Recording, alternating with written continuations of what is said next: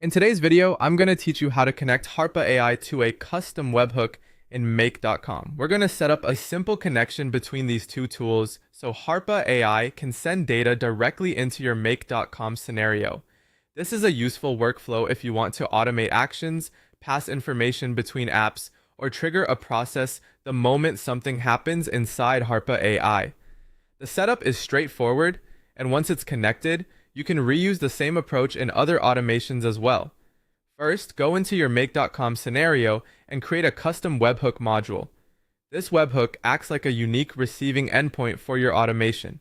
In other words, it gives make.com a specific URL that can listen for incoming data from Harpa AI. Once the module is created, make.com will generate the webhook URL for you.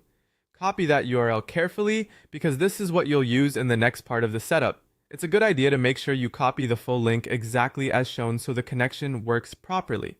Next, open the Harpa AI Chrome extension panel.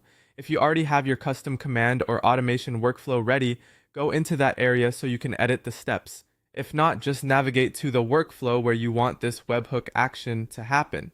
The goal here is to send information from Harpa AI out to make.com at the right moment in your automation.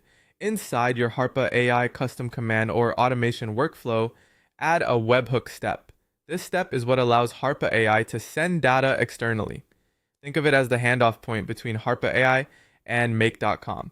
By adding this step, you're telling Harpa AI to package up data and deliver it to the webhook address you created earlier. Now paste the make.com webhook URL into the parameter settings for that webhook step in Harpa AI.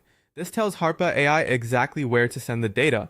Double check the URL before saving to avoid any connection issues caused by an extra space or a missing character. Once the link is in place, Harpa AI will be able to push data directly into your make.com scenario whenever that workflow runs. After that, your connection is essentially set up. The main thing to remember is that the webhook URL from make.com is the bridge between the two platforms, and the webhook step in Harpa AI is what uses that bridge.